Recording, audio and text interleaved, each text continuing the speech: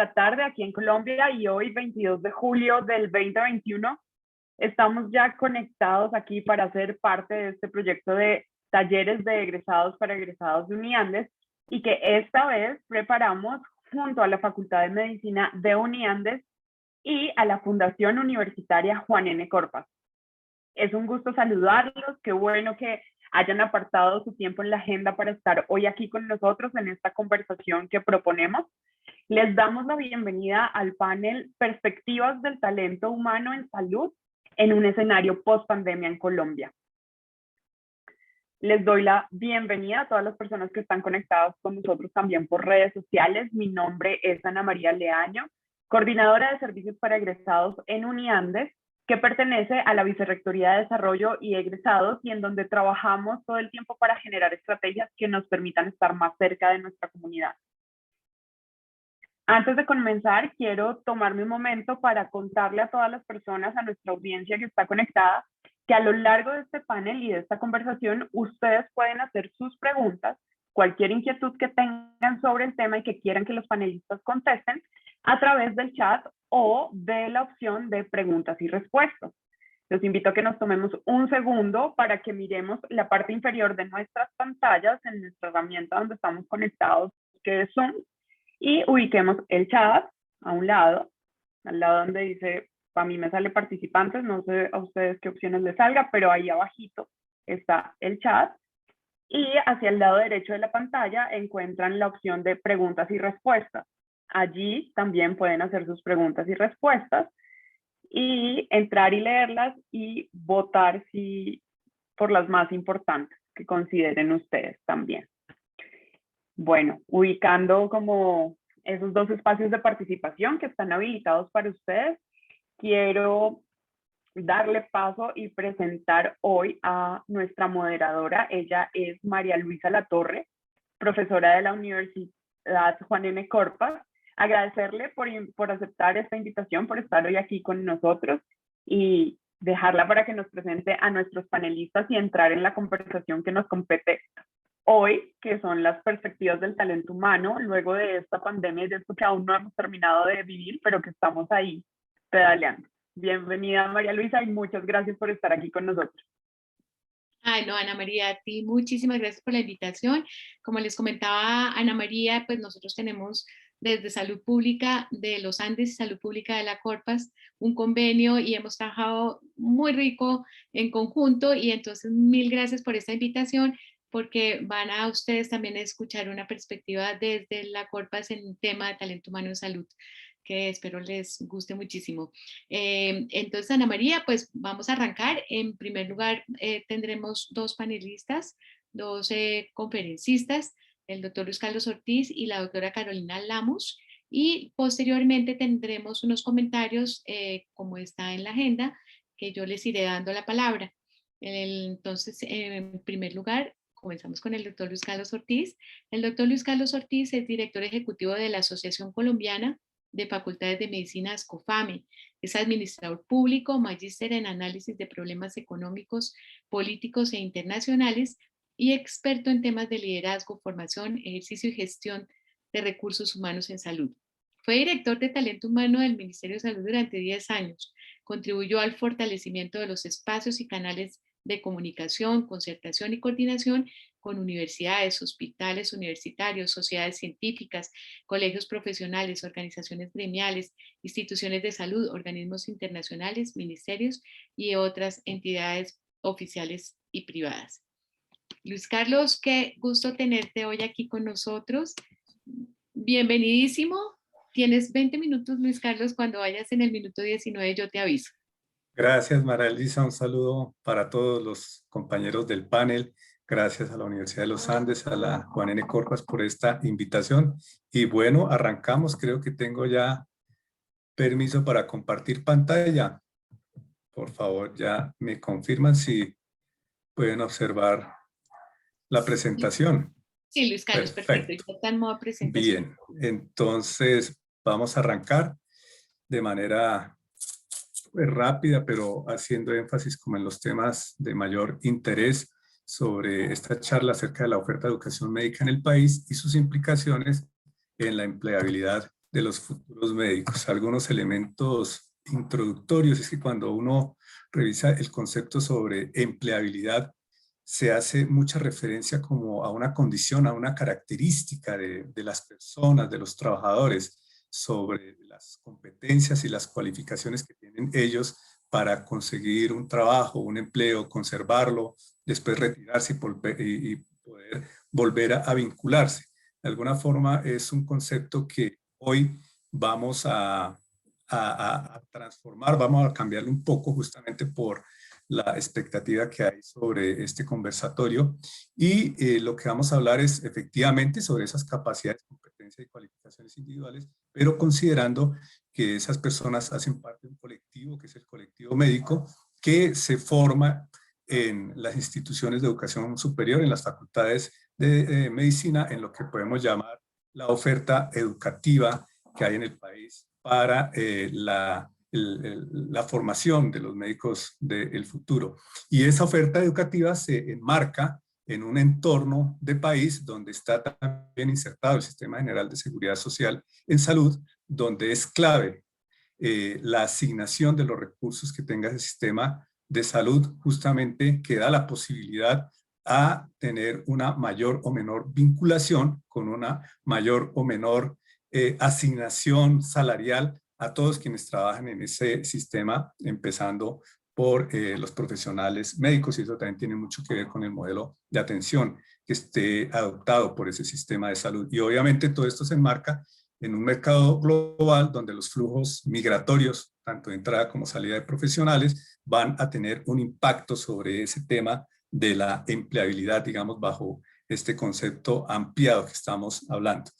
De esa forma, digamos, va a haber unos aspectos cualitativos en términos de la calidad y la pertinencia no solamente de la educación, sino también de la calidad de los empleos que se ofrecen a nuestros médicos, pero también aspectos cuantitativos relativos a la oferta y a la demanda de ese mercado.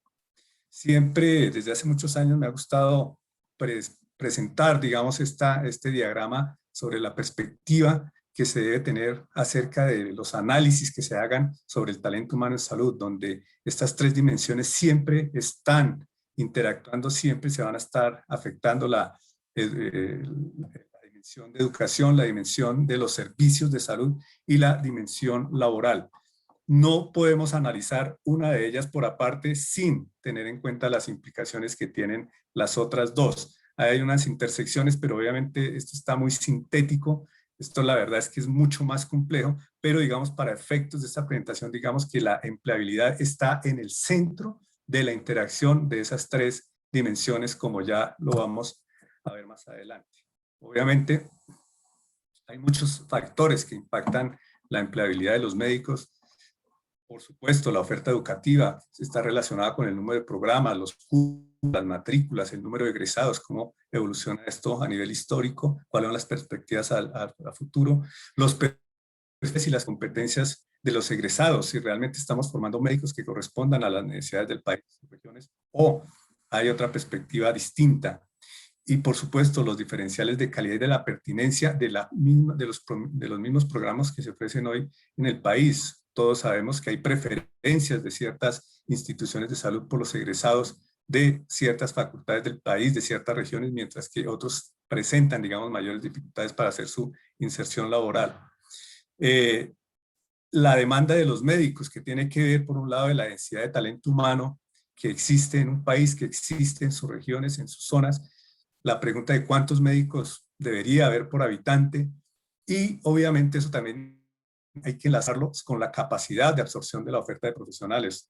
Digamos que en principio uno quisiera que haya más médicos, más profesionales de la salud por habitante, pero que obviamente no necesariamente el hecho de formar más médicos garantizan que ellos van a insertarse de una manera adecuada a los servicios, se les va a remunerar y se les va a reconocer de manera adecuada, porque eso depende, como dijimos, de la capacidad, de los recursos y del modelo que estén insertados en el sistema. Y más allá de la cantidad de recursos de que disponga el sistema de salud, generalmente se mide como una proporción del Producto Interno Bruto, pues también cómo se distribuyen los recursos del sistema. Vemos que cada día es más fuerte la tendencia a la destinación de mayores recursos a los medicamentos y a las tecnologías. Y obviamente acá en Colombia, con un modelo donde el aseguramiento es fuerte, también hay unos recursos que se llaman intermediación, por supuesto, administración y gestión. Y eso también puede limitar la cantidad de recursos que lleguen a la generación del talento humano en salud. El modelo de atención del cual hablamos también puede influir en la medida en que un modelo puede definir si los recursos van a remunerar a aquellas personas que están en los servicios de atención primaria o van a remunerar mejor a aquellos profesionales y aquellos médicos que están en los servicios de alta complejidad, y por supuesto va también a alentar la demanda en uno u otro nivel de las instituciones y de los servicios de salud. Los flujos migratorios, hemos visto cómo ha tenido un impacto fuerte la llegada, por ejemplo, reciente de médicos y profesionales de la salud provenientes de Venezuela, algunos nacionales de allá, y muchos otros colombianos que han salido al exterior a realizar sus estudios y cuando cuentan con su título vienen a convalidarlo para ejercer acá sus profesiones. También tenemos el impacto de la demanda de médicos por parte de los países desarrollados que se nutren de los médicos que se forman en países en vías de desarrollo. Para algunos países es un problema enorme. Países, por ejemplo, de las Antillas, de habla inglesa, algunos países africanos realmente tienen una situación crítica con esto. En Colombia realmente vemos que es una situación que bien gestionada puede más bien contribuir a una solución frente, digamos, a lograr un equilibrio en el mercado laboral acá en el país. También tenemos hoy, de forma inmediata, el tema del cumplimiento de requisitos para ejercer o para estudiar. Hablo de profesionales médicos en otros países, lo cual implica que tengamos una acreditación de nuestras facultades de medicina que tenga aceptación en el concierto internacional a partir del 2024. Y hay otros factores como el impacto de la inteligencia artificial, el machine learning, la automatización, el uso intensivo de las TICs, la robotización, etcétera, ¿no? Quería dejar esta parte inicial sin hablar de lo que ha venido haciendo Ascofame con respecto a ese tema de la empleabilidad, haciendo una propuesta para la transformación de la educación médica de programa de pregrado, donde se hace mucho énfasis en que esa formación realmente corresponda a las necesidades de la población, de la comunidad, en tener un médico general muchísimo más resolutivo, enfocado con un mayor realce en temas de promoción, prevención, en temas de atención primaria en salud, para mencionar solo algunos de esos aspectos.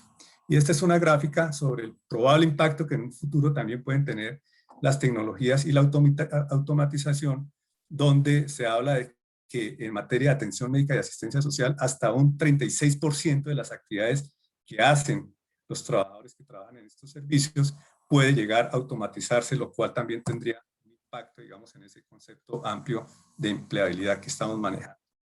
Sobre la disponibilidad y distribución de los profesionales médicos en nuestro país, quisiera empezar por esta diapositiva sobre lo que nos dijo el censo del 2018, algunas cosas esperadas como el envejecimiento de la población, otras no tan esperadas como el hecho de que eran menos habitantes colombianos de los que se habían proyectado y que el envejecimiento realmente estaba ocurriendo de manera más rápida. Eso va a tener implicaciones tanto en la demanda de educación como en la oferta de talento humano y por supuesto también en la densidad de talento humano que hay disponible en el país. Hoy por hoy, Colombia tiene aproximadamente 37 médicos y enfermeras por cada 10.000 habitantes. Estamos aproximándonos al estándar fijado por la OMS y la OPS de tener 45 médicos, 44.5 médicos y enfermeras por cada 10.000 habitantes. Creemos que para el año 2025, con base en estas proyecciones, vamos a cumplir con esa meta. Obviamente no es una meta de llegada, sino digamos casi que es un estándar mínimo, un estándar de base para tener una buena atención en los sistemas de salud de los países, digamos, del nivel de desarrollo como el de Colombia. Ahí hay digamos, una composición distinta frente al número de médicos y al número de enfermeras. Colombia tiene más médicos que enfermeras profesionales. Lo que ocurre en los países desarrollados es diferente. Generalmente hay una mayor disponibilidad de enfermeras frente al tema de los médicos. Pero ese es el indicador.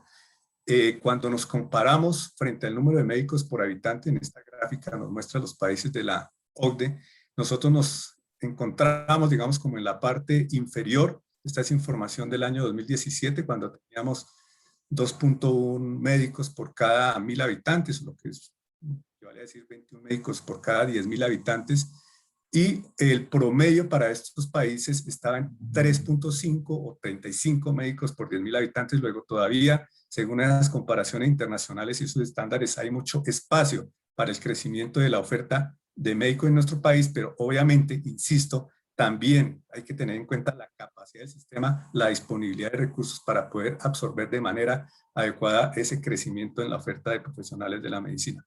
Y otro aspecto importante a tener en cuenta es que esos indicadores de densidad y disponibilidad de talento humano son muy diversos en las diferentes regiones del país. Hay ciudades y regiones muy bien atendidas como Bogotá, Atlántico, el eje cafetero, pero otras totalmente desatendidas como los antiguos territorios nacionales. Ahora hablemos un poco sobre la oferta médica que hay en el país, de educación médica que hay en el país. Actualmente existen 63 programas de medicina que tienen registro calificado en Colombia. Y uno lo que puede ver es que eso obedece, digamos, a un crecimiento rapidísimo a partir de la década de las 90. Si ustedes ven, en el año 89 había 20 programas de medicina, pero 10 años después, en el 99, prácticamente teníamos el doble, 38. Y ya para finales de la primera década de este siglo eran 57, o sea, prácticamente en 20 años se triplicó la oferta de programas de medicina en el país. En la parte derecha de la gráfica vemos la distribución, donde la oferta está muy concentrada en Bogotá, Cali, Medellín y Barranquilla. También hay que decir que ese crecimiento de la oferta realmente ha estado sustentado en el crecimiento de las facultades de carácter privado en todas las regiones del país. Digamos que las universidades oficiales realmente han sido pocos los programas de medicina que se han abierto en las últimas 3 décadas. Parte de esa oferta hoy está acreditada, lo cual, digamos, también es un muy buen factor para mejorar la empleabilidad de nuestros futuros médicos, tanto en el país como en el exterior, si se decide, digamos, ir a estudiar o a trabajar en un país fuera de Colombia. Ahí ustedes pueden ver cuál es la distribución de los programas acreditados y no acreditados, tanto del sector oficial como del sector privado. Actualmente la mayor parte de egresados salen de universidades o de facultades que cuentan con acreditación de alta calidad otorgada por el gobierno.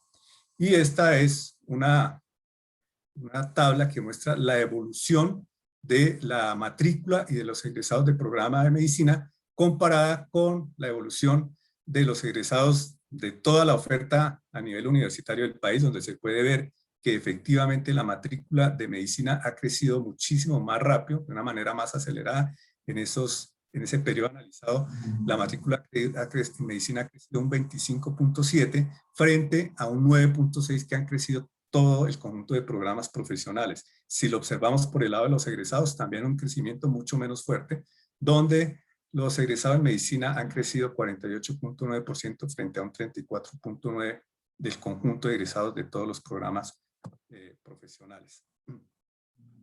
Acá también podemos ver cómo, creo que esto está ocurriendo en muchísimas profesiones, pero es mucho más marcado en profesiones de la salud, la medicina se ha venido feminizando. Ya la matrícula de primer curso de medicina, alrededor del 60% está constituido por mujeres y obviamente eso con una tendencia al crecimiento. Cuando hace unas 2 o 3 décadas realmente la medicina era una profesión dominada por el sexo masculino. El número de egresados medido también en el concierto de los países de la OCDE. Colombia actualmente tiene un número de egresados que lo ubica por encima de la media del promedio de la tabla, digamos. Para ese conjunto de 34 países, para el año 2017, el número de egresados era de 12.1 por cada 100.000 habitantes. Para el año 2018, teníamos en Colombia 13.3 egresados de programas de medicina por cada 100.000 habitantes, con tendencia a crecer, lo que se deriva obviamente de ese fuerte crecimiento en la oferta de medicina en el pregrado. Pero como les decía, aún hay un espacio grande para poder tener más médicos y, digamos, de acuerdo a las necesidades del país, esperemos que los recursos del sistema de salud realmente permitan que haya una adecuada absorción de esa creciente oferta de médicos. Los egresados de medicina por cada 100.000 habitantes visto por región.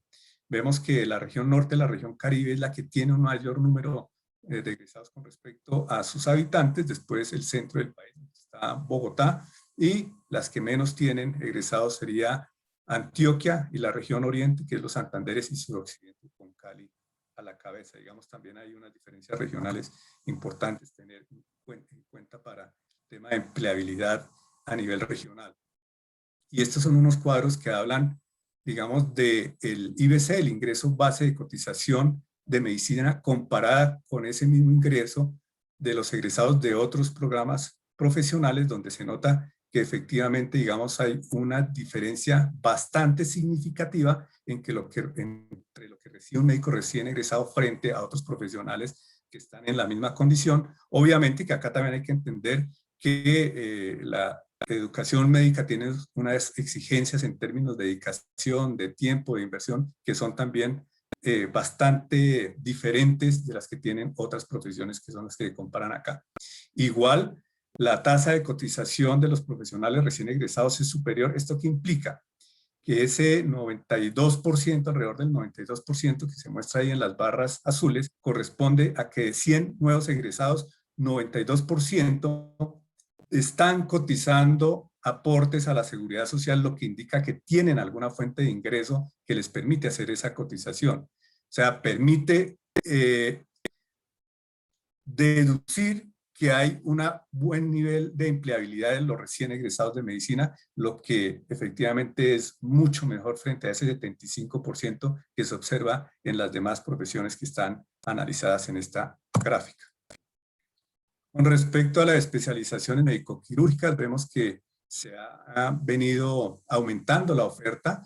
A comienzos del presente siglo había una gran preocupación porque estaba estacionada esa oferta de especializaciones médico-quirúrgicas y, por supuesto, generando graves dificultades para atender de manera adecuada las necesidades de la población de este tipo de servicios. Sin embargo, también es una oferta que está ampliamente concentrada también en las mismas ciudades y en los mismos departamentos. Bogotá, Antioquia y Valle del Cauca tienen casi el 80% de esa oferta de educación de especialidades, lo cual también dificulta a veces que haya una buena disponibilidad de esos especialistas y, por supuesto, genera también problemas de empleabilidad en las grandes ciudades y dificultades para traerlos en las regiones más alejadas. Hay unas brechas que se están estimando que para el año 2030, brechas entre las necesidades de especialistas y la oferta, que se espera que para el año 2030 se vayan cerrando de manera significativa. Y este también es un dato muy importante, y es que menos de una cuarta parte de los egresados de pregrado en medicina realmente tienen la oportunidad de continuar con sus estudios de especialización médico-quirúrgica porque los cupos no alcanzan para más. Y por lo tanto, estos egresados que no alcanzan a caber, digamos, dentro de ese 25%, tienen que quedarse como médicos generales o buscar opciones distintas, hacer, digamos, otras especializaciones, otros posgrados en temas relativos a la gestión, a la investigación, a diversas áreas del conocimiento para poder continuar. Muchos de ellos, no tengo el dato, también lo que optan es salir del país a buscar su especialización en países de la región suramericana, Argentina, Brasil, Chile o Europa o Norteamérica. Unas reflexiones finales, y es que hay, digamos, como una tensión inherente entre la deseabilidad de tener un mayor número de médicos en el país y la capacidad limitada del sistema de salud para absorber el aumento de esa oferta de médicos en los próximos años. Va a llegar un momento en que probablemente hay que tomar unas decisiones más fuertes frente a esa oferta médica, si es que se llega a dar, digamos, un crecimiento muy rápido donde ya el sistema no pueda absorber de manera adecuada ese aumento en la cantidad de médicos que se están formando actualmente. La empleabilidad y las condiciones de desarrollo laboral y profesional pues dependen de muchos factores, como ya lo vimos. donde influye la capacidad del sistema de salud y de sus instituciones para esa vinculación y remuneración, y a su vez eso depende de la ecuación en la distribución de los recursos que hay en el sector entre medicamentos, tecnologías, intermediación y administración y remuneración al talento humano. Y obviamente, tema del modelo de atención en salud, que estamos, digamos, a medio camino, si realmente se va a privilegiar esos equipos primarios de atención, donde la remuneración sería, digamos, privilegiaría particularmente a médicos generales o a especialistas generalistas que están atendiendo esos servicios. Igualmente el tema de los flujos migratorios, hay que ver cómo va a ser ahora en la pospandemia, si se va a incrementar el flujo de médicos, tanto de salida como entrada, o digamos se va a mantener un poco estable con todas las medidas que hay actualmente de la pandemia y que tanto se van a mantener en el futuro.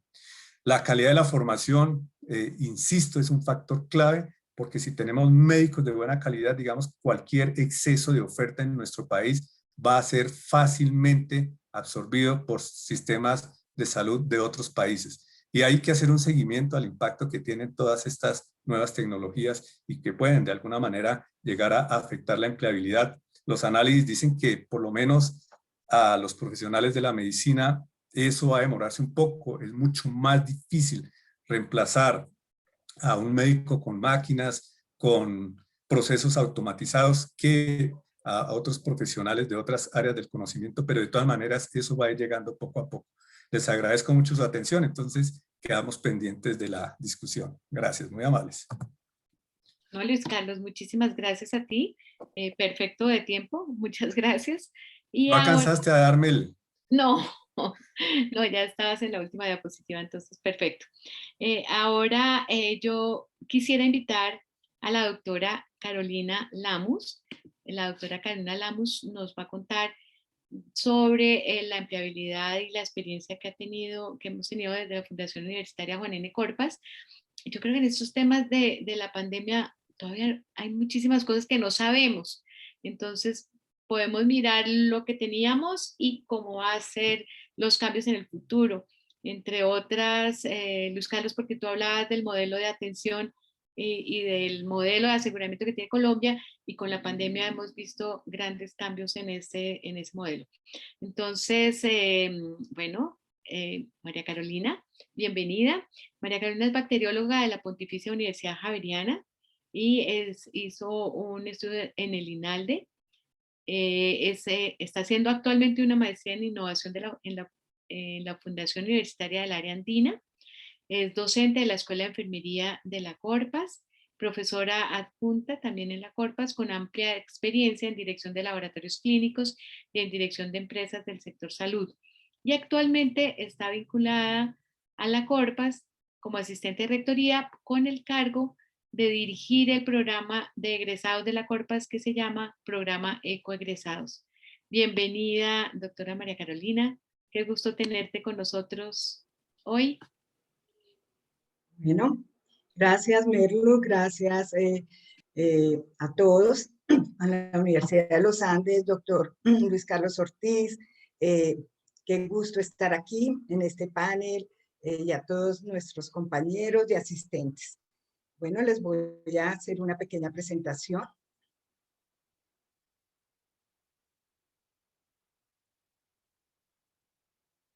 ¿Ya la están viendo? Sí, sí, Carito, listo. Bueno, entonces, un tema súper interesante, perspectivas del talento humano en salud en un escenario post-pandemia en Colombia y la experiencia de la Fundación Universitaria Juan N. Corpas, empleabilidad de nuestros médicos. El programa ECO, Egresados Corpistas, es un programa que depende de la rectoría, la doctora Ana María Piñeros, y es liderado desde una estrategia general y transversal para todas las áreas. Cuando hablamos de empleabilidad, pues vamos a mirar cómo ha sido la demanda laboral según el Servicio Público de Empleo General, pero queremos contarles la empleabilidad de nuestros egresados de la Fundación Universitaria Juan N. Corpas. También cuál es el análisis de la oferta y la demanda y cómo se ha mantenido y cómo se ha comportado antes y después de la pandemia, y cuáles son las iniciativas que nosotros hemos tenido para generar estrategias de empleabilidad. ¿Qué podemos decir? Que en el Servicio de Empleo y en el Observatorio Laboral vemos esta curva, si tomamos mayo 2021 de todos los años, y que en pandemia bajó la demanda laboral, pero que está repuntando. Y si vemos referencias como la CEPAL, vemos que esto era lo que esperaba y que tenemos que empezar a activar no solamente la economía, sino también los empleos en general en una parte integral. También el observatorio y el Servicio de Empleo nos dice que los que más están con oportunidades son las actividades profesionales, científicas y técnicas, que en este momento son las que tienen más participación y que no cayeron en el mercado en la pandemia. ¿Qué vimos nosotros en la Fundación Universitaria Juan N. Corpas? Tenemos dos indicadores, un CRM que mide el impacto de los egresados y que tenemos el seguimiento desde que se gradúa hasta que se retiran, y el observatorio laboral.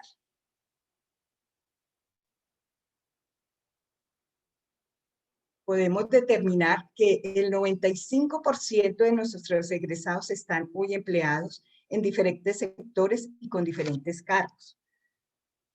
Y en el observatorio laboral nos muestra que para la universidad, la Fundación Universitaria Juan N. Corpas, hasta el 2018 había un porcentaje del 93.7% de cotizando, es decir, empleados, con un sueldo promedio de 4.743.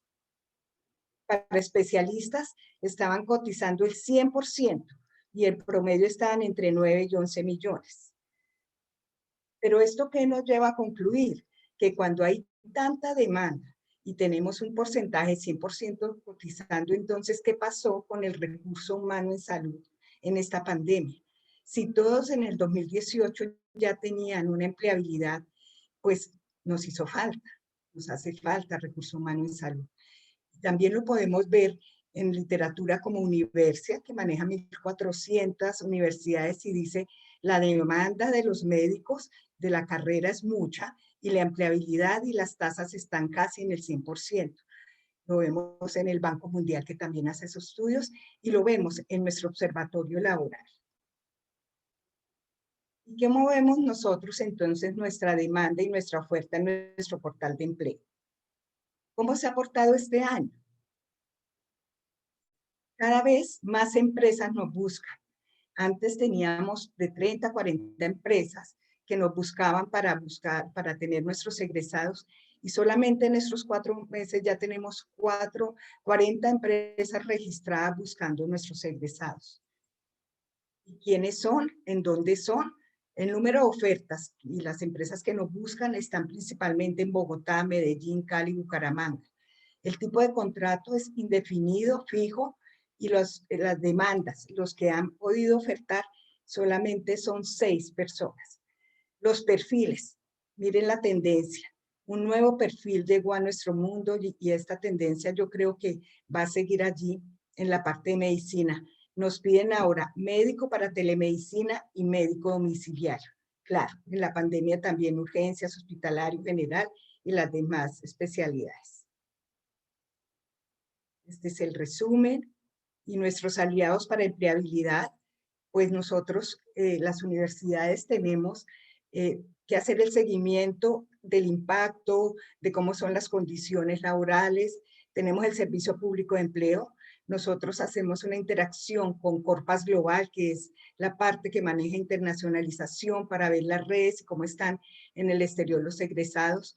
Nos unimos con la Red 6, que es la red de universidades de Bogotá, y otros aliados como Reúne, que generamos emprendimientos para nuestros egresados, Universia, que es nuestro portal, Sasa Consultores, que nos ayuda con el CRM, y por supuesto Renace. Todo esto desde ASCUM. ¿Qué estrategias tiene la Fundación Universitaria Juan N. Corpas para que sus egresados alcancen una oportuna y mejor inserción al medio laboral? Lo primero es crear como seguimiento y como estratégico la empleabilidad. Lo segundo es la formación desde que ellos se van para sus prácticas. Les ayudamos a mirar y a hacer su hoja de vida, haciendo énfasis en todas las prácticas, las investigaciones que han hecho. les ayudamos a prepararse para las entrevistas y con el Colegio Médico Colombiano, antes de que se vayan al rural, les damos una charla. Estamos registrados como una bolsa de empleo, cumplimos la normativa y tenemos acceso a empresas donde los relacionamos. Estas empresas son los mismos centros de práctica, pero también son las empresas de los egresados que nos ayudan y los referidos por los egresados. Los egresados de la Corpa son solidarios y se unen a ayudar a los mismos estudiantes y egresados en cualquier parte. Tenemos una articulación con otras áreas de la Fundación Universitaria Juan N. Corpas, que son las actividades en conjunto con la parte de internacionalización y con el ecosistema de innovación, que hoy nos ayuda a ver los emprendimientos de nuestros egresados para generar empleos y ser empresarios. Tenemos un portal de empleo donde recibimos ofertas y demandas, hacemos un networking, tenemos capítulos regionales, nacionales, por promociones, y les ayudamos a hacer unos directorios donde ellos se relacionan y se apoyan. Y hay una colaboración con redes para fortalecer esta colaboración con todos nuestros egresados. La Corpas en pandemia activó 5 líneas de acción y solidaridad y apoyo a los egresados. Lo primero es que se hizo una red de apoyo con todos los egresados a nivel nacional e internacional. Nos compartieron el conocimiento, nos ayudaron a mirar entre todos cómo podíamos apoyarnos científicamente en la parte de educación, medicamentos, tratamientos. Y hay algo muy lindo de solidaridad y es el apoyo y la orientación para nuestros familiares y los pacientes, tanto de la comunidad como de los egresados. Egresados de todo el mundo encontraron apoyo en sus compañeros y en sus colegas para poder ayudar a sus familiares. Se abrieron oportunidades laborales de aquellos egresados que solo hacían consulta y se generaron apoyos a innovación. Entonces, la investigación, apoyo en salud mental, nos unimos a unas estrategias internacionales para poder apoyar a aquellos egresados que tenían problemas o pacientes que tenían problemas de salud mental. Y esto es un reto que nosotros, que se debe resaltar, y es la salud mental y el duelo. Yo creo que en cualquier pandemia y después, si llega a haber algo, y por siempre debemos tenerlo. Y la innovación, vimos egresados que innovaron, hicieron app para poder atender consulta externa y domiciliaria. Entonces, aquí hay algunos ejemplos. El app de atiende pacientes de COVID, screeners para atención psicológica gratuita. Nosotros participamos con egresados, como pacientes y como doctores. Todos los egresados compartían sus conocimientos, entonces vimos que se activó en esta pandemia una solidaridad. Estaba primero Europa, luego Estados Unidos, y se hacían webinars y iban contando con las experiencias para cuando llegaran aquí ya tenían un avance. Creamos emprendedores con impacto social para mirar qué retos podíamos tener y poder impactar en el país. Medimos cómo esa preparación de la búsqueda laboral para el primer empleo estaba impactando.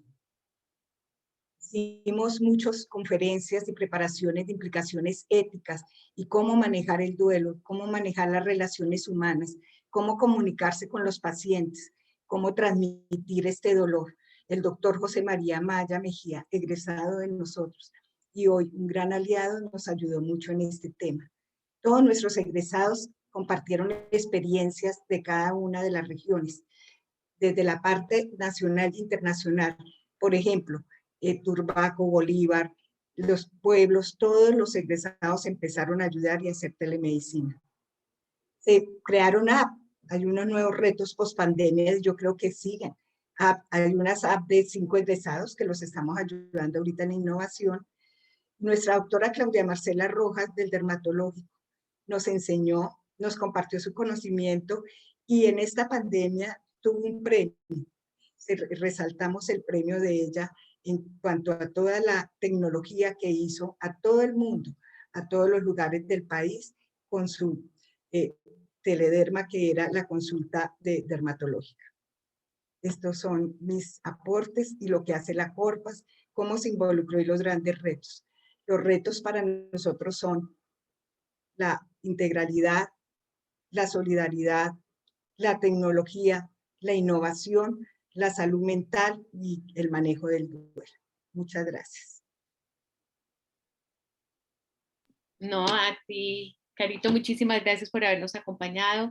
Sí, como les comentaba, Carito, los retos que tenemos hacia adelante son inmensos y todavía hay muchísimas cosas por innovar y por construir. Ahora, y muchísimas gracias también, muy bien dentro del tiempo. Ahora yo quisiera invitar a nuestros comentaristas. En primer lugar, quisiera invitar a Luz Adriana Camargo, estudiante de Medicina de los Andes. Bienvenida, Luz Adriana. Buenas tardes, muchas gracias por la invitación. No, bienvenidísima, adelante. Tienes 5 minutos, Luz Adriana. Bueno, en general, desde la perspectiva de un estudiante actual, yo estoy en este momento en 7º semestre de medicina en la Universidad de los Andes. Pienso que el panorama de trabajo, de empleabilidad y de oportunidades más allá del pregrado en Colombia, aunque es complejo para los médicos, tiene un futuro promisorio. Dentro de la innovación y las nuevas tecnologías que hay, los médicos podemos encontrar muchas opciones. Dentro de estas, me gustaría resaltar la posibilidad de la investigación, en especial en el área de salud pública y enfocado en la medicina social. Estas son áreas que para mí son de gran valor porque son áreas que realmente aportan a nuestras comunidades.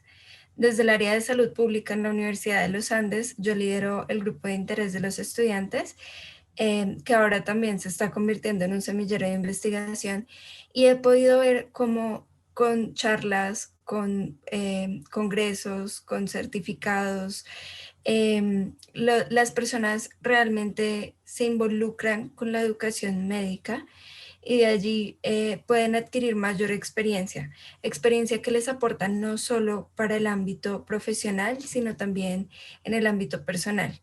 Me parece importante que cuando hablamos de un escenario post pandemia, veamos las necesidades que nos dejó la pandemia, las lecciones aprendidas que tenemos, la necesidad de educar a las comunidades. Dentro de esto, me parece importante resaltar que ahora el rol del médico no solamente está enfocado en cómo atiende a los pacientes, sino en también cómo educa a su comunidad.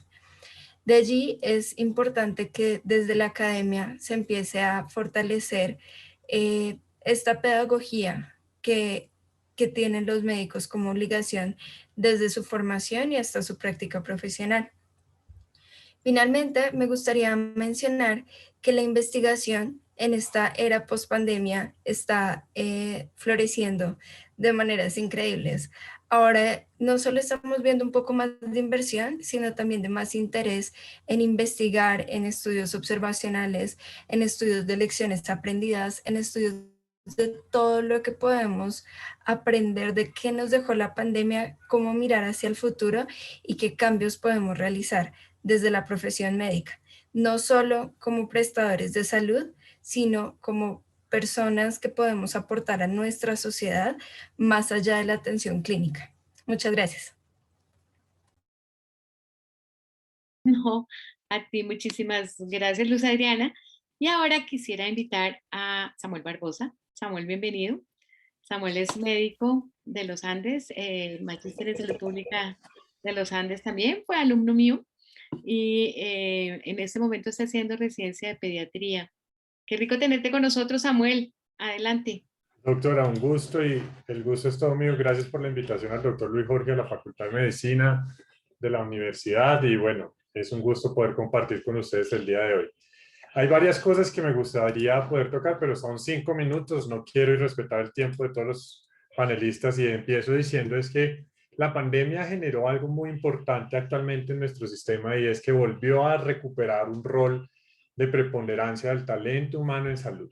Volvimos a recuperar esa importancia dentro de la sociedad, inclusive antes de la pandemia, grandes problemáticas tanto de formación como laborales no eran discutidas ni eran tema de agenda política. Hoy por hoy, la pandemia permitió, digamos, recuperar ese rol y esa importancia del talento humano en salud. A su vez que también el mundo entero se dio cuenta de la necesidad de lo que es tener un capital de talento humano en salud. tener suficientes profesionales para atender su población, cuidar su población, y empoderó la salud como un rol o como un tema de la mesa de discusión política de gobierno en general. Entonces, entre las cosas importantes que reconocemos desde el Colegio Médico, que estoy trabajando también ahí, y como egresado, es que el talento humano en salud vuelve a tener una preponderancia. Pero es necesario abordar políticas e implementar políticas que mejoren la situación del talento humano. En este caso, en términos de educación, en términos de la situación laboral y en términos de salud, salud laboral y salud mental. Hemos discutido, sabemos de las cifras, se está hablando, hay un estudio inclusive en curso de la Universidad de los Andes y la Fundación Santa Fe sobre el síndrome de burnout en la sociedad actualmente. Y en los profesionales puntualmente. Y esto nosotros también lo hemos analizado inclusive desde antes de la pandemia y sabemos que con la pandemia estas son problemáticas que se van a profundizar. Se necesita desarrollar una política que no solamente provea formación, que no solamente mejore la calidad de la formación, sino también que apoye al profesional después de la formación. Porque lo que vemos es que una vez sale al mercado laboral, muy poca implicación o acompañamiento se logra desde las universidades a sus egresados. Y esto también es porque hay una situación que no pueden controlar las universidades con el mercado laboral. Ahí se necesita una influencia tanto en las políticas laborales como también de formación continua, donde se respete, donde se priorice, donde se fortalezca al profesional egresado y que se ha formado en el país frente a otros profesionales que están migrando al país también, porque eso también es un aliciente como es un incentivo favorable. Esta pandemia generó también unos cambios en la transformación en la relación médico-paciente. Ya no solamente es una relación médico-paciente individual, privada, exclusiva a un espacio, sino también a través de una interacción virtual digital, como es la telemedicina. No es como tal una herramienta negativa, pero supone unos nuevos retos inclusive desde la formación. Yo lo puedo decir, a mí nunca me formaron en telesalud en mi escuela y conozco que en general en el currículum médico no hay digamos, una cátedra en telemedicina y en telesalud, y hoy por hoy a todos los profesionales les tocó ejercer su práctica profesional desde la virtualidad, desde el uso de las tecnologías de la información. Es necesario que nos formemos en esto, que lo hagamos y lo desarrollemos con calidad, porque no es hacer una telellamada o una videollamada por una plataforma como Zoom, es telemedicina, no, eso implica formación en calidad. Y eso también implica indicadores de calidad de seguimiento y no solamente de proceso como el número de atenciones, sino también la efectividad de estas atenciones. Y la discusión evidentemente bioética que se desprende de esta nueva práctica y de esta nueva cambio del paradigma de la relación médico-paciente que era individual en su consultorio a través de la digitalización internacional, nacional, atemporal y en otros espacios como lo es a través de la medicina, de la telemedicina actualmente. Y por último, de las últimas cosas que me gustaría agregar en este punto es reconocer, digamos, la necesidad de una regeneración y una renovación a nivel del grupo de talento humano en salud, donde hay un cambio generacional de los profesores que están trabajando actualmente, que han estado históricamente ejerciendo la medicina con toda esta revolución, tanto en la inteligencia artificial, todo lo de epigenética, lo de formación, digamos, o los paradigmas que están adquiriendo las nuevas tecnologías dentro del ejercicio médico, donde incluye otras interacciones y donde los pacientes demandan este tipo de prácticas y demandan este tipo de acompañamiento y demandan también este tipo de servicios.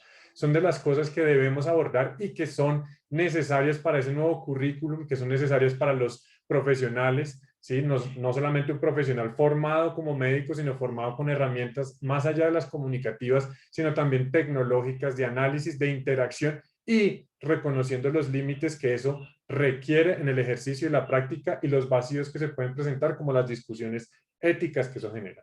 No quiero intervenir ni alargarme más porque hay otros y generar una discusión sería lo más interesante. Muchas gracias. No, a ti, Samuel, y me imagino que también como saludista público habrás visto la importancia que se ha adquirido para la salud pública y para los saludistas públicos a raíz de esta pandemia. Bueno, muchísimas gracias. Quiero invitar ahora al doctor José Ignacio Zapata. El doctor José Ignacio Zapata es el director general del Instituto de Ortopedia Infantil Roosevelt. Y qué rico tenerlo con nosotros porque tiene la mirada no solo de estar en un instituto que tiene estudiantes como pues pasando, haciendo sus pasantías y sus prácticas ahí, sino también la mirada de qué ha pasado con los profesionales del sector salud. Bienvenido, doctor Zapata. Gracias, María Luisa, y a todos nuestros compañeros de panel muy amables por participarnos su conocimiento y experiencia. Yo debo decir que desde el Instituto Roosevelt, en medio de la adversidad y la incertidumbre que generó la pandemia, hemos generado con mucho entusiasmo un desarrollo acelerado y vemos una cantidad de crecimiento gracias precisamente a las necesidades que nos impuso la emergencia sanitaria.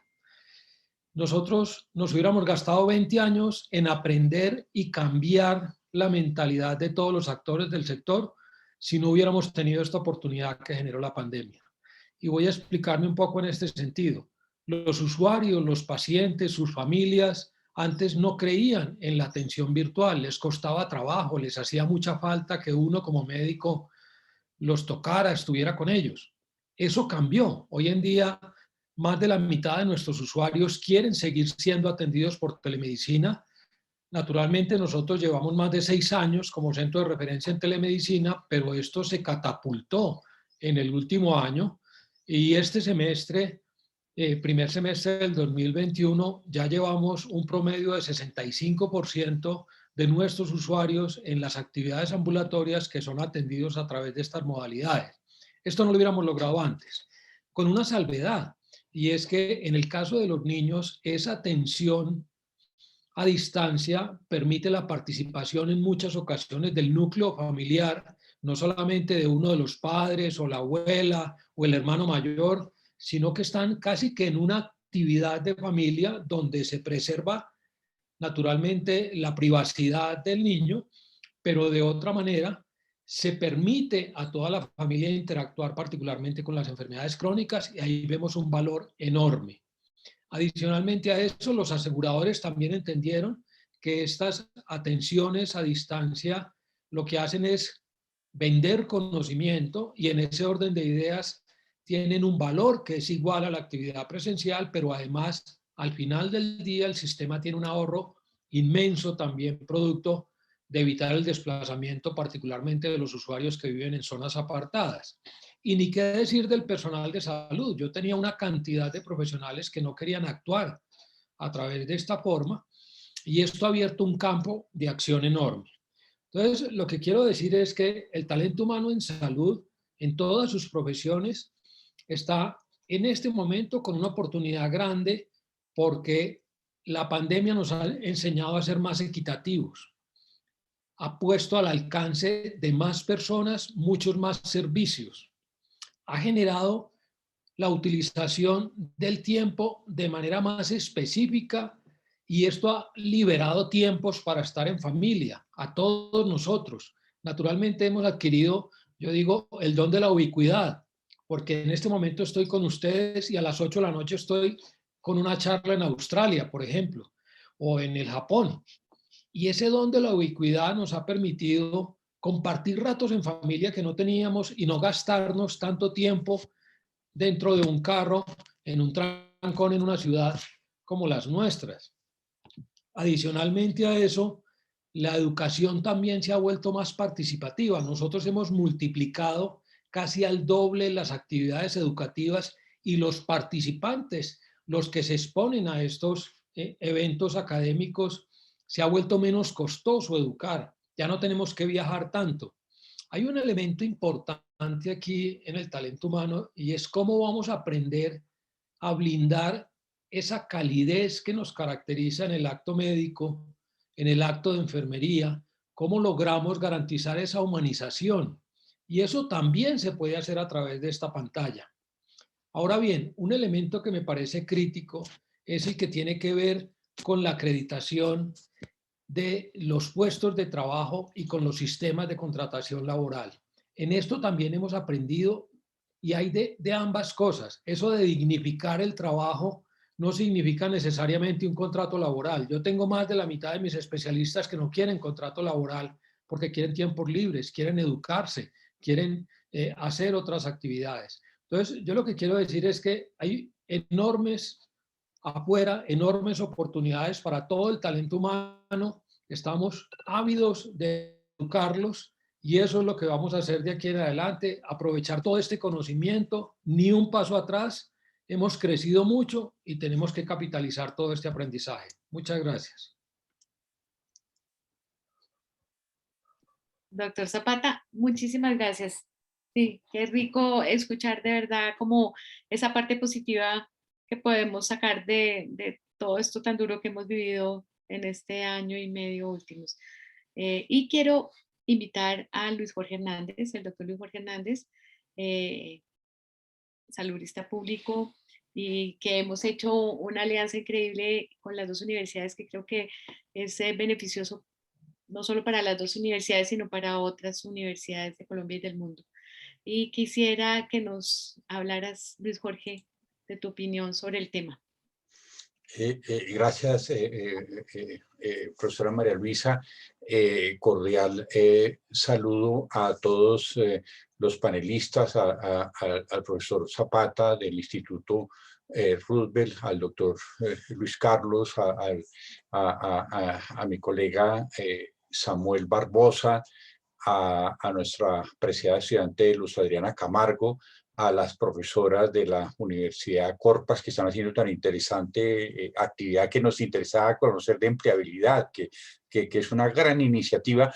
Solo quería con la venia de todos, de María Luisa, compartir una presentación muy breve, dos diapositivas, recogiendo un poco lo que han dicho los panelistas, el doctor Ortiz, el doctor Zapata, Samuel, todos, que ha sido bien interesante. Yo quería unas conclusiones, atendiéndome a lo que han hablado, ¿sí? No hay articulación entre el modelo de salud y la formación del talento humano en salud, ¿sí? ¿Cuál es el modelo de salud colombiano? Supone que es el que desarrolla la ley estatutaria, el MAITE. Sin embargo, no hay articulación. ¿En qué vemos esa articulación? La ley estatutaria establece un modelo de atención primaria renovada, con énfasis en salud familiar, con el abordaje de los determinantes sociales. Esto significaría formar más médicos generales y médicos familiares. En la administración pasada se comprometió a formar de 6.000 a 7.000 médicos familiares. No están, no hay médicos familiares, falta, no hay formación, ni hay una planeación de formación de médicos generales y tener buenos médicos generales, ¿sí? Los estudiantes de medicina, todos quieren ser especialistas, nadie quiere quedarse médico general. Entonces, el médico general es muy importante porque es el primer contacto de los usuarios. Entonces, hay una desarticulación. Lo tercero, en el escenario pandemia, pospandemia, que también lo mencionaban todos, yo quiero decir, vamos a tener entre 1 millón y 2 millones de personas con secuelas, con síndrome post-COVID o secuelas de post-COVID, a nivel de cardiovascular, rehabilitación, salud mental. Entonces necesitamos rehabilitadores para los próximos años, necesitamos fisiatras, la población se viene envejeciendo también, 20-25% de la población en una transición demográfica, no tenemos geriatras. ¿Qué escuelas están formando geriatras? ¿Cuántas geriatras necesita el país? No tenemos gerontólogos, no tenemos médicos de adolescentes. Salud oral es bien importante, no tenemos mayor formación, no han vuelto a salir escuelas de salud oral. Salud mental para enfrentar la pandemia, pospandemia. Lo cuarto, considerar el talento humano en formación como actor del sistema de salud. En este momento no se consideran actores del sistema de salud, se consideran sobreagregados. De ahí los convenios asistenciales. De ahí que haya una preocupación por la red pública de cobrar esos servicios y no tener una contraprestación e investigación. Los estudiantes del área de salud no se consideran parte del equipo de salud ni el modelo de atención. Y lo dice, por ejemplo, un autor que es Julio Fren, dice, las juntas directivas de los hospitales y la red pública privada deben tener a las escuelas de salud en sus juntas directivas. Y asimismo, en los consejos de facultad de las escuelas de salud deben estar la red de prestadores también. Esa articulación no la vemos. Falta una formación de talento humano en salud. Nosotros vemos que con el doctor Ortiz estuvo en el ministerio, hubo importantes avances en eso, pero no se retomó después. ¿Qué talento humano necesita en salud? El Ministerio de Salud tiene una oficina de talento humano. pero no hay un ejercicio en esta administración de planeación del talento. ¿Cuántos médicos generales? ¿Cuántas enfermeras? Veamos el desfase entre enfermeras y médicos. ¿Cuántos odontólogos? ¿Cuántos especialistas? La ubicación de los especialistas. La ley de residentes se ha desarrollado parcialmente los incentivos, no plenamente. La formación del talento humano. Tenemos todavía la figura de hospitales universitarios. Entonces, los hospitales, hay más o menos 25 hospitales universitarios en el país, todos muy buenos, pero no se considera universitario un primer nivel de atención. No se considera universitario la atención básica, la atención ambulatoria, la atención familiar en un nivel de básico o de baja complejidad, no se considera universitario. Entonces, tenemos ese sesgo todavía flegneriano de formar. Queremos médicos que atiendan las familias, que atiendan primer nivel, que sean muy buenos, pero los formamos en tercer y cuarto nivel.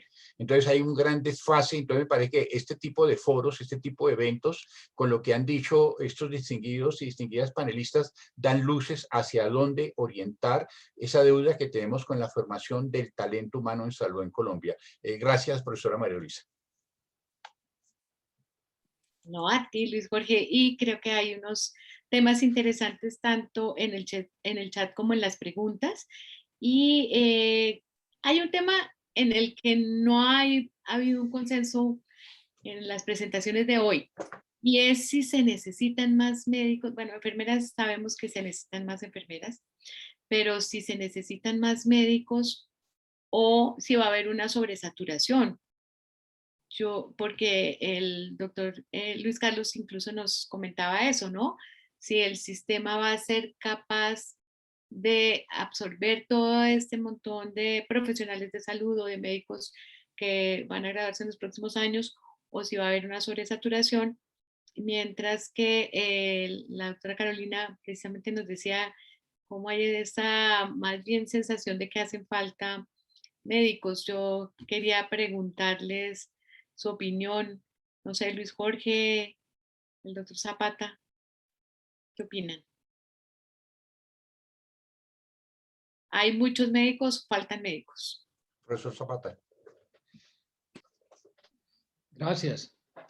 Yo creo que faltan médicos, pero yo le daría énfasis a articular la necesidad del talento humano con el modelo de atención colombiano. Y en ese orden de ideas prevalecería primero en enfermeras y segundo en profesionales de salud en general del primer nivel de atención, que es donde vamos a resolver más del 80% de las atenciones. Yo no creo que tengamos sobreoferta de profesionales de la salud antes de unos 8 o 10 años, si seguimos al ritmo de crecimiento como vamos, y lo que sí va a pasar es que se va a cambiar la dedicación del profesional y va a haber un mix, el estilo de vida y de trabajo de los profesionales de salud.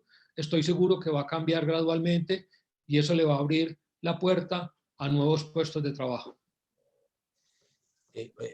María Luisa, yo agregaría que algo que le he oído al doctor Zapata, se lo oí una vez en una charla, que el doctor Zapata como brillante ortopedista, me acuerdo que me causó mucho cuidado que él dijo en una charla, dijo, mucho de lo que yo hago como ortopedista lo podría hacer siendo un médico general. Él nos dijo eso, ¿sí? Y yo le digo esto a los estudiantes porque eso quiere decir que claro, el médico general debe tener una capacidad resolutiva mayor, no la está teniendo. Entonces tenemos un desfase en la formación del talento humano en salud. Y el doctor Ortiz también lo decía, él mostraba esas cifras de la OCDE, todavía estamos muy por debajo en médicos, enfermeras, pero necesitamos también dignificar el trabajador de la salud. Necesitamos mejores sueldos, necesitamos la carrera administrativa en salud que no la tenemos. Tenemos contratos a destajos. La ley estatutaria, la ley de salud, la pasada reforma y cualquier reforma que se haga en salud debe pasar por la dignificación y la carrera del trabajador de la salud. Ahí tenemos una deuda pendiente todavía. Entonces, y lo mismo que el gobierno, digamos, apoyar esas becas para las poblaciones rurales y dispersas para disponer de un talento humano cualificado en salud. Ahí tenemos todavía muchos pendientes. Gracias. Luis Carlos. Ok, yo creo que el doctor Zapata lo ha dicho muy bien. Actualmente no hay una sobreoferta de médicos, al contrario, hay muchas regiones del país donde carecemos de médicos suficientes. Incluso yo creo que para poder atender de manera adecuada a nuestra población, más de 50 millones de habitantes, con aproximadamente 110.000 médicos, entre generales y especialistas, uno lo que ve es que probablemente hay una sobreproductividad de nuestros profesionales de medicina. Entonces, en la medida en que haya una mayor disponibilidad de médicos en el país, probablemente va a haber una mejor atención y unas condiciones más adecuadas de nuestros médicos y de nuestros equipos de salud. Digamos, el temor, digamos, el riesgo que uno tiene es que existan los recursos suficientes en el sector y en las instituciones del sector salud para que la absorción de esa oferta médica que aún necesita el país se haga en condiciones adecuadas, con buenos salarios, con buenas condiciones laborales y de desarrollo profesional. Porque efectivamente, o sea, en principio, entre más médicos que haya en el país, mejor, pero hay que acotar eso, digamos, con el tema de las condiciones en las cuales ellos van a ejercer su profesión en el país. Y ahí es donde tenemos que empezar a pensar, lo planteaba tanto el doctor Hernández como el doctor Zapata, en cómo mejorar esas condiciones, la dignificación, las posibilidades de desarrollo familiar y profesional, más allá del tema laboral, eso hay que pensarlo. Y ahí ese concepto de desarrollo profesional permanente, hay que empezar a trabajarlo desde ya. Hablando un poco también de las posibilidades de formación. Con el transcurrir de los años, creemos que va a ser cada vez más importante la formación que se da por fuera de las instituciones universitarias, por fuera de los programas formales de pregrado y posgrado, porque el avance del conocimiento, las condiciones cambiantes del entorno, de la tecnología, pues obviamente van a exigir que los profesionales sean capaces de adaptarse a esos nuevos contextos, de poder aprender lo nuevo, como dicen, y desaprender lo que ya se vuelve obsoleto. Y a través de una lectura, de un aprendizaje crítico y reflexivo, incorporar esos nuevos conocimientos digamos, en su marco, en su bagaje, digamos, que tiene para ejercer la profesión. Las competencias digitales hoy son claves, y no solamente para los nuevos, para los que ya están. Tienen necesariamente que adaptarse con las nuevas, no tienen que ver la tecnología como un enemigo, como un contrincante, sino tienen que ver cómo les facilita su gestión, cómo les permite tener una atención de mayor calidad y de mayor calidez, como lo planteaba el doctor Zapata. Creo que, digamos, hay que cambiar un poco como la forma también de ver ese tema tecnológico, que cada vez es más fuerte. Pero en conclusión, hoy no tenemos sobre oferta de médicos en el país. Yo estoy casi que de acuerdo con el doctor Zapata que eso lo veremos, no sé, por ahí en unos 8 o 10 años, pero que lleguemos incluso todavía no a una sobreoferta, sino donde ya empezamos a ver con preocupación de pronto qué es lo que tenemos que hacer en los próximos años para que eso no nos agarre con sorpresa. Y, mejor dicho, lo que pasa es que hay que empezar desde ya a pensar en eso, para que no tengamos, digamos, el problema tan encima y tengamos que reaccionar sin pensarlo de una manera más tranquila y más razonable, más racional, que eso sí lo podemos hacer hoy. Y escuchando también a Luis Jorge y en sus conclusiones, yo pensaba cómo son los imaginarios, ¿no? Porque todos creo que estamos de acuerdo en que se necesitan más médicos generales.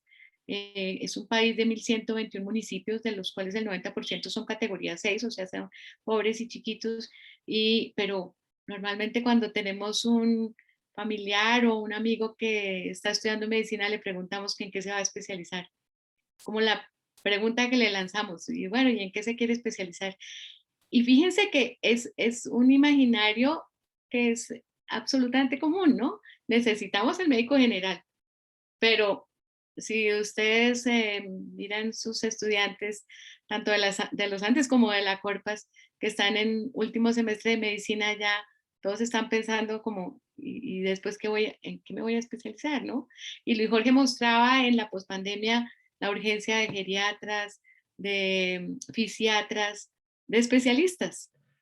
Y hay trabajos realmente muy interesantes. Estoy haciendo un postdoctorado en longevidad saludable con la Universidad de Toronto y hemos hecho unas revisiones de la literatura sobre modelos de atención y demás. Muy interesantes sobre la capacitación a los médicos generales en temas concretos. para atención de multimorbilidad, por ejemplo, en pacientes complejos. Entonces, ahí también tenemos que repensar qué es lo que realmente se necesita, no en Colombia, sino en el mundo. Y quiero poner otro tema que surgió en el chat, porque también me parece muy interesante, y es el tema de la contratación. Yo oí al doctor Zapata y alguna vez que estuve trabajando en la Secretaría de Salud, teníamos también ese problema. Había muchos médicos que decían, no, a mí déjeme por contrato, a mí yo prefiero que no me nombre de planta, sino estar por contrato. Y además no, pienso yo que el tema de la contratación no es solamente un problema del sector salud, sino un problema de país. O sea, quien ha creado una empresa, quien es gerente, doctor Zapata, sabe lo que significa contratar en Colombia. O sea, realmente hay una cantidad de dificultades y que hacen muy costoso, entre otros, la contratación de personal y demás.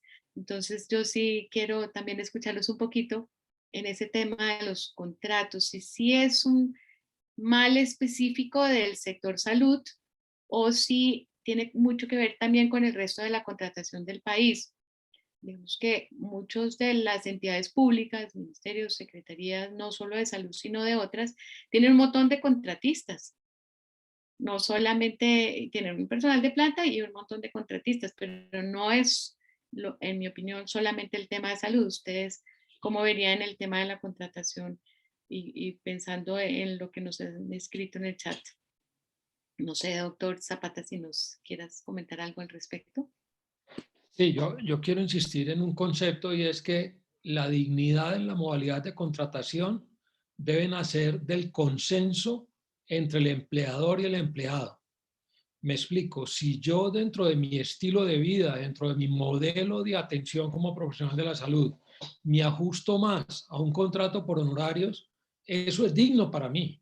No se puede satanizar que una contratación u otra es peor o mejor.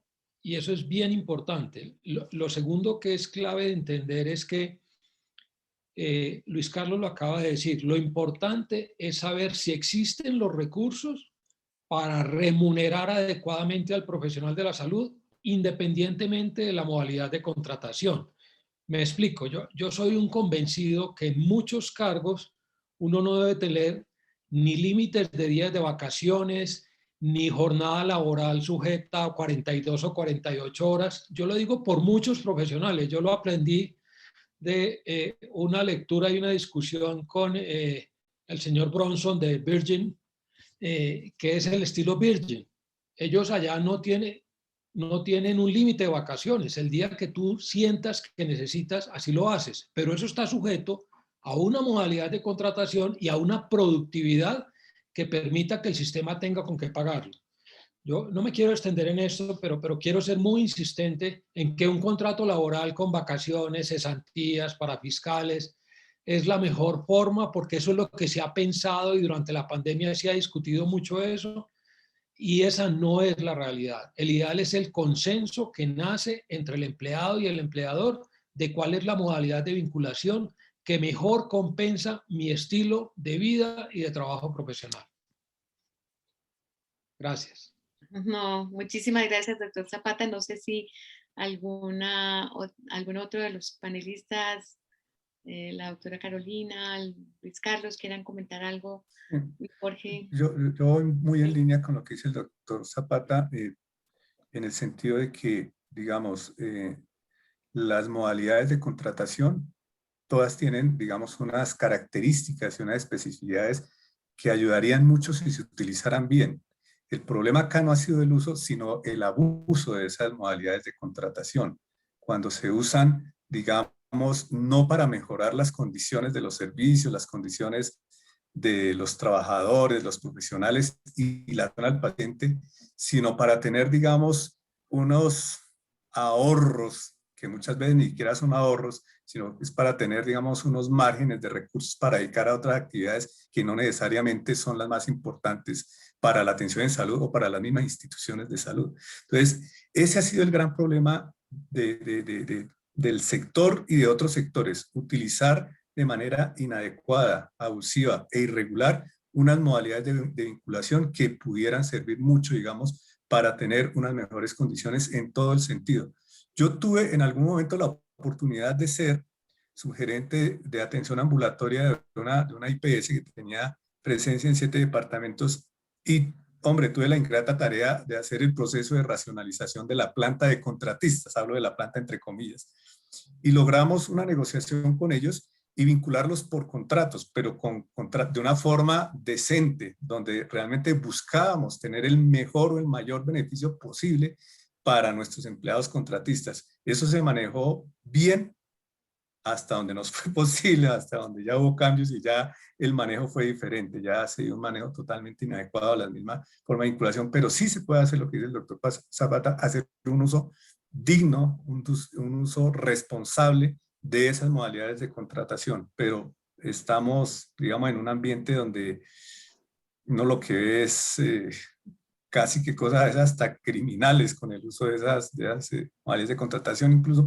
se presta hasta para corrupción, ¿no? En alguna oportunidad, en alguna IPS del país también supe cómo a los contratistas, a los empleados de un hospital no se les pagaba o se les demoraba el pago, hasta que de pronto llegaba alguien, un intermediario, ofreciéndoles comprarle esos honorarios, comprarle esos pagos que les debía la institución para quedarse con un porcentaje y él les pagaba al día, digamos, aprovechando esa necesidad que tenía. Y lo que se descubrió después era que tenían el negocio ya entre el gerente de la IPS y el gerente de esta compañía que hacía, digamos, como las veces de intermediario para prestarle y quedarse con el porcentaje. O sea, eso es realmente el problema que tiene el país, ese uso abusivo, irregular de esos mecanismos de contratación, pero creo que también, digamos, por ejemplo, a ciertos niveles, profesiones, auxiliares, les serviría más un vínculo, digamos, un poco más estable mientras comienzan. En la medida en que el profesional se consolida en su carrera, de pronto les sirve más tener modalidades más abiertas que les permitan moverse más. Y lo otro, las nuevas generaciones, los millennials, no sé cuáles otros, que hoy vemos que en Europa, en Norteamérica, realmente no quieren empleos fijos, no quieren empleos que los amarren, quieren trabajar 6 meses, salir 6 meses a pasear, conocer, estudiar, vuelven. O sea, ha cambiado muchísimo este contexto y uno tiene que pensar un poquito hacia el futuro cómo adecua eso de una manera razonable. Muchas gracias, Luis Carlos. No sé si alguna otra persona quiera comentar al respecto. Dale, Samuel. Sí, pues hablando de las nuevas generaciones un poco y de la experiencia como profesional recientemente graduado y en el mercado laboral, hay algo muy claro con los términos de los contratos. La contratación en general tiene que buscar es dignificar el ejercicio profesional y respaldar al profesional, sea en la modalidad que se esté utilizando. Es cierto que hay algunos grupos de colegas que les gusta la contratación por OPS. En ciertos casos a mí me agrada porque funciona, digamos, para unos parámetros. Pero cuando eso se sale de sus funciones, creo que genera un choque. Algo que se tiene muy claro, por ejemplo, para nosotros las nuevas generaciones es que es difícil, por ejemplo, hacer una perspectiva de proyección de vida con un contrato que hoy te lo aprueban y mañana ya no está, donde no hay una estabilidad, donde no hay una seguridad. Y eso es lo que ha generado inclusive el interés y el incentivo de migración hacia otros países. Pregúntenle a los colegas que se están yendo a otros países por qué se van. Porque les pagan mejor, porque les respetan los horarios, porque tienen sus vacaciones, porque tienen una carrera, porque tienen un reconocimiento que va acorde a su proceso formativo. ¿Sí? Como pasa, digamos, una carrera formativa o de trabajo de un profesor en una universidad que va aumentando de categorías, que se le reconoce, digamos, su trabajo y su proceso formativo. Eso mismo busca el profesional en salud, puntualmente los médicos. Si uno hacemos encuestas o preguntamos, que lo hemos hecho en el colegio médico, por ejemplo, hay el gran grupo de subespecialistas, o sea, una segunda especialidad, supraespecialistas, no quieren contrato laboral. Quieren contrato de OPS porque eso les permite manejar su tiempo de una forma mucho más flexible, les permite estar en diferentes lugares y además que son, digamos, perfiles muy exclusivos para el proceso de atención. Un ortopedista oncólogo le sirve estar en diferentes lugares de disponibilidad y con pagar por el servicio de atención.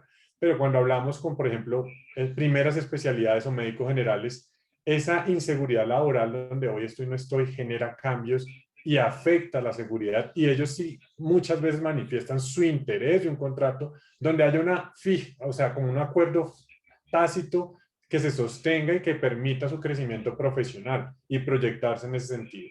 Entonces creo que no hay un contrato diabólico, por decirlo así, pero también hay unos diferentes incentivos y hay que verlo desde todas las perspectivas, cómo se puede ajustar lo mejor para el talento humano en salud, porque el incentivo está para salir del país. Mucha gente se quiere ir y mi generación es la que más ha promovido salir del país, más con la globalización del conocimiento, más con la ruptura de las fronteras a través del acceso a otros idiomas. El talento humano está migrando y eso, por ejemplo, se ve en los Andes, se ve en otras facultades de medicina y la promoción es váyanse, váyanse.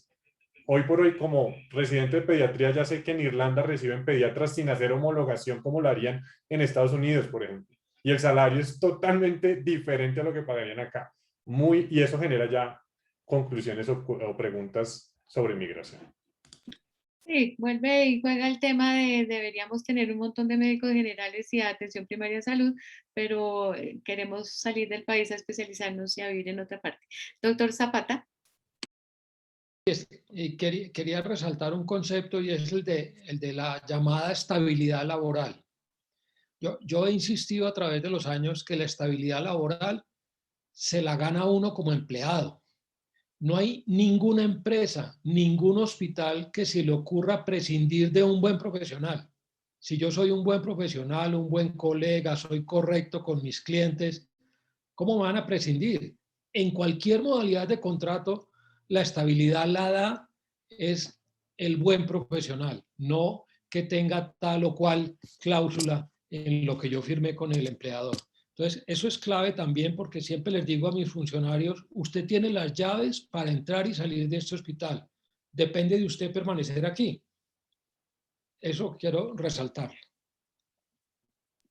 Muchísimas gracias, doctor Zapata. Ya vamos llegando al final de este panel. No quiero abusar de su tiempo, así que quiero darles las gracias por haber participado. Creo que es un tema en el que todavía nos queda mucho por conversar en el futuro, pero creo que, como el doctor Zapata lo decía, grandes aprendizajes con esta pandemia, inmensos, de cosas muy positivas. Creo que va a resultar para los profesionales de la salud en el tiempo que está por venir. Muchas gracias a todos ustedes y nos vemos en una próxima. Gracias, gracias. Muchas gracias a Dios. Muchas gracias, hasta luego. María, Gracias. y a todos. Buenas noches. Gracias por la Chao. invitación. Gracias, doctora. Chao, Muchas gracias, gracias. doctor Jorge. Uno se queja que es el Estado. Y lo otro, claro que es el tema de la, que me decía, el problema de